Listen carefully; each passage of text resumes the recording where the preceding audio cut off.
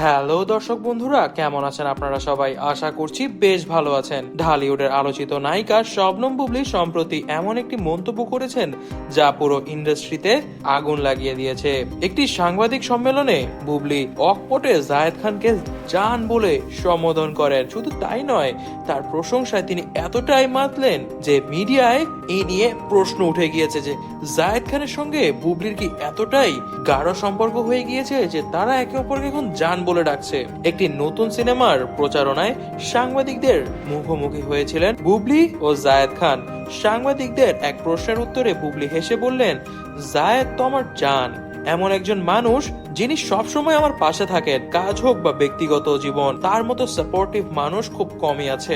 বুবলির এই মন্তব্যে সেখানে উপস্থিত সবাই থমকে যান, এমনকি পাশে বসে থাকা জায়েদ খানও কিছুটা অপ্রস্তুত হয়ে পড়েন। তবে দ্রুতই তিনি হাসি দিয়ে পরিস্থিতি সামলে দেন। প্রশংসায় বুবলি বলেন, জায়েদ এমন একজন ব্যক্তি যিনি আমাকে আমার ভালো মন্দ সব পরিস্থিতিতে পাশে রেখেছেন, এমনকি আমার সব পরিস্থিতিতে তিনি আমার পাশেই থাকেন। তার কাছে থেকে আমি অনেক কিছু শিখেছি। তিনি শুধু একজন সহশিল্পী নন, তার মধ্যে একজন ভালো বন্ধুর গুণাবলীও আছে। বুবলির এই বক্তব্যে অনেকেই মনে করছেন তাদের সম্পর্ক শুধুই সহকর্মিতার মধ্যে সীমাবদ্ধ নয়, এর পেছনেও আরো গভীর কিছু থাকতে পারে। জায়েদ খান এই পুরো ঘটনাকে খুবই স্বাভাবিকভাবেই নিয়েছেন। সাংবাদিকদের তিনি বললেন, বুবলির সঙ্গে আমার বন্ধুত্ব অনেক পুরনো, তার কাছে থেকে এমন প্রশংসা পাওয়া অবশ্যই আনন্দের। তবে এসব নিয়ে বাড়তি কিছু ভাবার দরকার নেই। বুবলির জান মন্তব্যের পর থেকেই সামাজিক যোগাযোগ মাধ্যমে ভক্তরা নানা রকম মন্তব্য করতে শুরু করেছেন। কেউ বলছেন তাদের সম্পর্ক এতটাই বেশি